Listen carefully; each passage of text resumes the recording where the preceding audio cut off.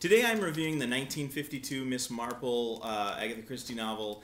They Do It with Mirrors, and this one is a the plot is a little difficult to talk about because it's got a lot of elements to it, but I'll give it a shot. Basically, this novel centers around one of Miss Marple's girlhood friends, Carrie Louise Saracold. Miss Marple is approached by Carrie Louise's sister, Ruth, who is an American, Ruth Van Rydock, and the three, when they were younger women, went to Italy together as part of their kind of finishing school education to get art and culture and all of these things, and they became, lifelong friends. And while Ruth continues to live in America, Carrie Louise has lived in England since her marriage, and in fact she's on marriage number 3. And Carrie Louise has this, she kind of has this proclivity toward idealists. She's always marrying idealists and philanthropists and people who have visions and want to do good. Her current husband, Louis Saracold, has turned her estate, Stonygates, into a kind of a hospital/reform school for young juvenile delinquent boys. And so the whole place is kind of filled with misfit characters and psychologists and people trying to help these kids make a go of it. Ruth is concerned about Carrie Louise and feels that something's wrong. And so she asks Jane to go down to Stonygates and kind of investigate and keep an eye on Carrie Louise, because everyone thinks about Carrie Louise as always having her head in the clouds, never really knowing what's going on. Now within the house, there are a number of very odd characters. First, we have one of the inmates of the reform school, Edgar Lawson, who comes to pick up Miss Marple at the station. Edgar Lawson is kind of he's got these delusions of grandeur. He likes to pretend that famous people were his father, so he claims to be the son of Winston Churchill. He even at one point claims to be the son of Louis Saracold himself, the owner or the man who runs Stonygates now. And he's just this kind of very strange character who needs to kind of play the big shot and pretend that he's something that he isn't, when in reality he's kind of a rabbit. Then we have the different characters who make up Carrie Louise's family, and this is where we get into an idea that we discussed in Murder is Announced. This kind of disconnectedness. And particularly within a family circle, because Carrie Louise doesn't have a traditional sort of nuclear family because of her 3 marriages. We have her daughter, who is Mildred Street.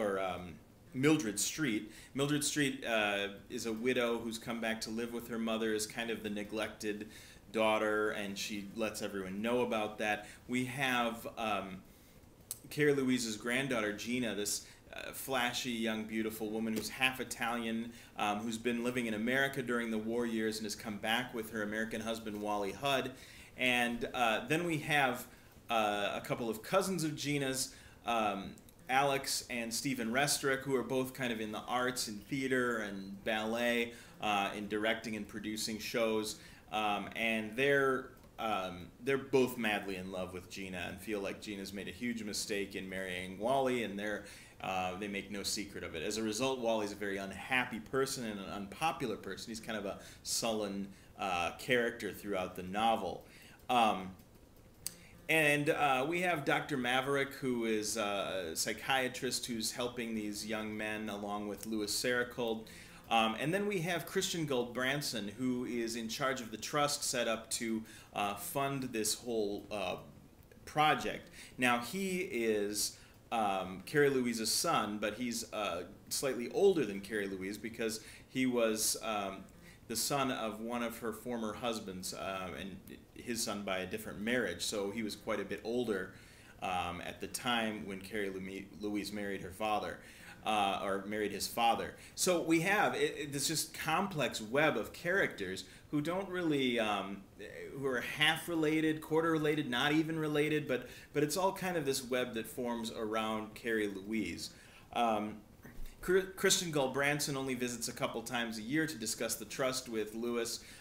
He comes back a month after having visited to talk to Lewis, meets him out on the lawn, and they're talking. Miss Marple observes this and sees the nervous expressions on their faces, and then we later overhear Christian talking to Carrie Louise, and he asks about her health, about how strong her heart is. Later that night, everyone is together for dinner, and then they go into kind of the great hall where they're kind of relaxing. Stephen's playing the piano, they're having drinks, enjoying themselves. There's still kind of a strained situation.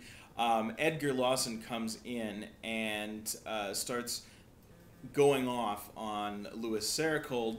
Louis calls him into his office, and they go in together. Miss Marple notices that Edgar might possibly have been carrying a gun when he walked in there. Then the lights fuse, and so everyone's in the dark, listening to this argument going on behind a locked door. Someone hears a distance shot, little notice is given to it, but then two very distinct shots are fired in the room. When Carrie Louise goes to open the door after Walters fixed the fuses, out comes Lewis with Edgar, who's just collapsed and is just kind of a puddle on the floor, and there are two fresh bullet holes on the wall behind Louis Sericold. So apparently young Edgar tried to shoot him. Later, we find out that the person who actually was shot was Christian Gulbranson, who had gone to his room to write a letter. The letter has been taken out of the typewriter by Louis Sericold and shown to the police because it has information on it stating that that Christian fears that someone is trying to poison Carrie Louise. So now we've got a murder and we've got a suspected poisoner on the loose.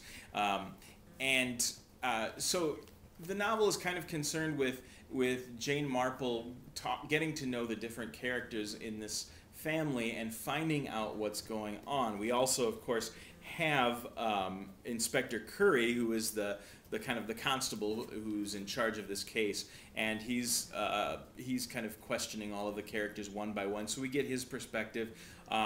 We see a bit more of Jane Marple than we usually do because she's so intimately involved in this particular mystery. Now, in addition to that idea of kind of disconnectedness, especially within families, we do also have an issue of, or a motif of inheritance. Characters inheriting good or bad traits. A lot of this is generated by Mildred Street, Carrie Louise's daughter, who has very old-fashioned ideas about people and about their antecedents and how that will determine their moral fortitude, I guess, and how they will behave. Other ideas we have, of course, the biggest motif is a theater motif, and this plays out in two ways. We first have the actual theater, where Inspector Curry and Alex Restorick start to look at this great hall, not as being just a hall, but being a theater, thinking of it as being a stage. So Miss Marple spends a long time in this hall, standing back and staring at it from different angles as if it were a stage, and thinking about what goes on behind the scenes that we don't see when a stage play is taking place. We also have the idea of magic and a magician's trick, thus the title They Do It With Mirrors. Miss Marple's reminded of the lady sawn in half and how that trick is conjured. Even in the end, we have Miss Marple joking with Gina and Wally, and she's calling her Kate and him Petruchio, sort of a nod to Shakespeare there, and so there's a lot of theatricality going on, and it's quite a fun novel. I found it much more engaging than Mrs. McGinty's Dead, particularly for these theatrical elements and because of the fact that I felt like you could really connect with the characters. It's a stronger character novel. I'm going to give it I'd say a 4.5 out of 5.